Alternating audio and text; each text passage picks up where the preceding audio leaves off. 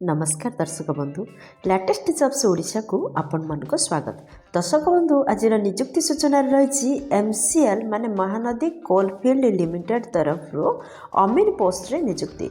जदि आपण माने अमीन पोस्ट रे निजुक्ति टी नबाकू चाहछंती ताहले यार ऑफिशियल नोटिफिकेशन आउट हो सारछि। तो आपण माने वीडियो टी सहित लास्ट पर्यंत जोड़ी हे रहंतु तार एलिजिबल क्राइटेरिया विषय जानि परिबे। महानदी कोलफील्ड लिमिटेड को तरफ जॉबटी वैकेंसी लॉन्च होइछि। आपण मानकर अमीन पदवी पई वैकेंसीज लॉन्च होइछि। आउ आपण माने याको ऑफलाइन मोड रे आवेदन करबा को हबो। जदि इंटरेस्टेड अछंती ताहाले देखंतु एथिपई आपणकर शिक्षागत योग्यता कोन रहबा आवश्यक, तो आउ आपणकर एज लिमिट कोन रहबा आवश्यक, तो एप्लिकेशन प्रोसेस किपर रहबा आपण जानिबे। दरमा कम मिल इंपोर्टेंट नोट कौन रही, इंपोर्टेंट डेट कौन रही, इंपोर्टेंट कौन कौन डॉक्यूमेंट आवश्यक हम या ऑफलाइन आवेदन करने आपंकर एप्लिकेशन फी अच्छी कि नहीं, किपर आवेदन करेंगे आल डिटेल्स आसतु वीडियो देखी ना। दर्शक बंधु मु बर्तमान आपण नहीं आसी ओडिशार एक जॉब पोर्टल साइट को। आपन जदि पोर्टल साइट रे पहुँचवा चाहते ताहले आपन देखुवा वीडियो तले थिबा description box row first link रे क्लिक कर दियंतु।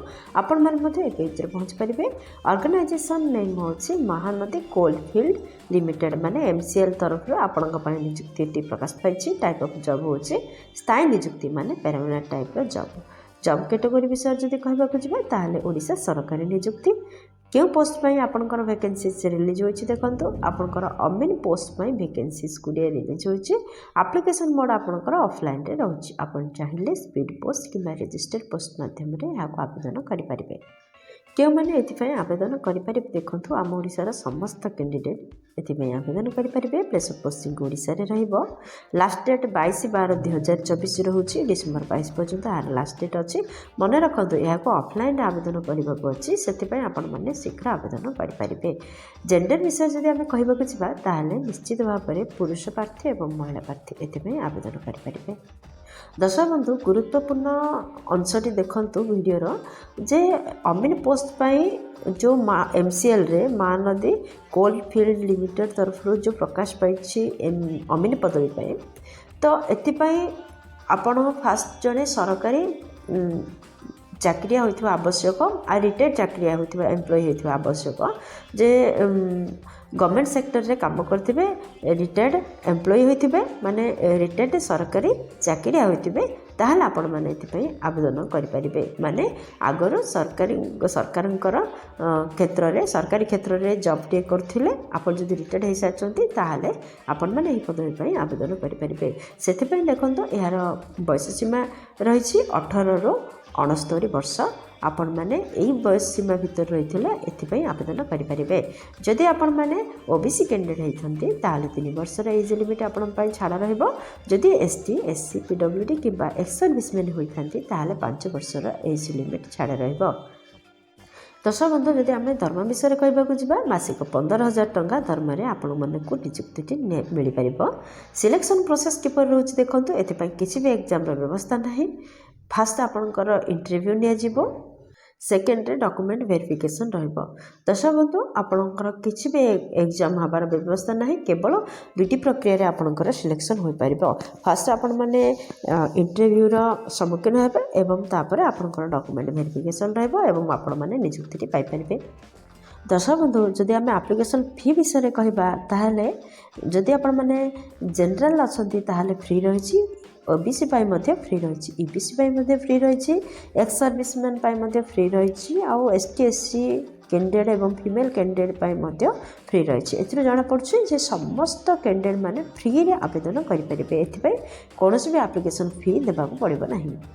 दर्शक बंधु आपण तो जानले एहाकू ऑफलाइन रे आवेदन करने को हम। जब आपण मैंने यहाँ ऑफलाइन रे आवेदन कर तो कौन कौन इम्पोर्टेंट बा गुरुत्वपूर्ण डॉक्यूमेंट आवश्यकता रही देखो। फर्स्ट आपणकर 10th सर्टिफिकेट और मार्कशीट आवश्यकता रोचे।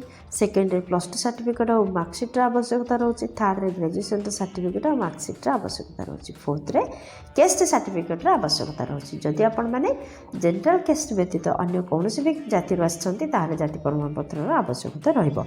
फिफ्थ रे आधार कार्ड आवश्यकता रोचे। सिक्स्थ रे रेसिडेंटल सर्टिफिकेट आवश्यकता रोचे। सेवेन्थ रे आपणकर सिग्नेचर दरकार अच्छी। एथ रे सेल्फ अटेस्टेड पासपोर्ट साइज रो फोटोर आवश्यकता रोचे। दर्शक बंधु यही 8टी डॉक्यूमेंट को रेडी करंतु।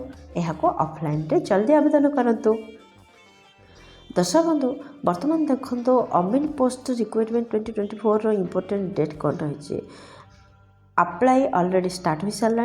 अप्लाई डेट विषय जब आम कहवाक जा समस्ते वर्तमान अप्लाई स्टार्ट कर सारे। आपण मानकर लास्ट डेट जानवर अच्छी 22 डिसेम्बर 2024 हूँ यार लास्ट डेट। ओडिशा अमीन पोस्ट रिक्रुटमेंट 2024 इम्पोर्टेंट नोट कौन रही देखो।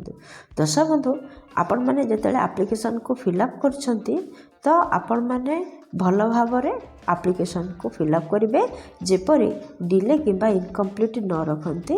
आउ जदि यहीपरि करती ताहले अथॉरिटी मान द्वारा यहीपरि आप्लिकेसन ग्रहणीय नुहे। एवं लास्ट डेट बिफोर रु आपणकर दरखास्त जेपरी अथॉरिटी पाखे पहुँची जिवे तार गोटे व्यवस्था करेंगे। दर्शक बंधु यही जॉब रिलेटेड समस्त लिंक आपण वीडियो डिस्क्रिप्शन रे पाई परिबे। सबको मो वीडियो डिस्क्रिप्शन रे टैग कर देछि। आपण माने अप्लाई लिंक मध्ये पाई परिबे, पीडीएफ मध्ये पाई परिबे एवं पीडीएफ रु आपण माने आपनकर बायोडाटा फॉर्म टाको डाउनलोड करेंगे एवं से एप्लिकेशन फॉर्म को डाउनलोड करके से फिलअप करेंगे एवं जहाँ सब आपनकर रिक्वायर्ड डॉक्यूमेंट से अटैच करेंगे एवं एड्रेस रे सेंड करेंगे। देखो ऑफलाइन होता जो यही एड्रेस रे सेंड करूँ। यार पोस्टल एड्रेस टी हूँ office of the general manager Kaniha area MCL post Kaniha district Anugul Odisha pin 759117 यही एड्रेस रे आपण मैंने सेंड कर दिंतु आपणकर डॉक्यूमेंट सबको। दर्शक बंधु आशा करछि वीडियो आपनकर बहुत काम लगे। जब किसी भी उपकार करें वीडियो गोटे लाइक कर दिंतु। सांग सहित यथेष परिमाण शेयर करूँ। जदि चैनल नुआ अच्छा चैनल को सब्सक्राइब करूँ। बेल बटन प्रेस कर ऑल रे सेट करूँ। कहीं प्रतिदिन प्रकाश पाउथवा नुआ नुआ सरकारी नियुक्ति विषय चैनल रे प्रकाश कर। जदि आपण मैंने सब्सक्राइबर हो पारे ताहले आपण पाखे प्रथम नोटिफिकेशन। दर्शक बंधु वीडियोटी को एपर्यंत देखते आपको अशेष धन्यवाद। पुणी देखा लेटेस्ट जॉब्स ओडिशार नुआ एक फ्रेश अध्याय नुआ एक नियुक्ति सूचना सहित से पर्यंत जय जगन्नाथ।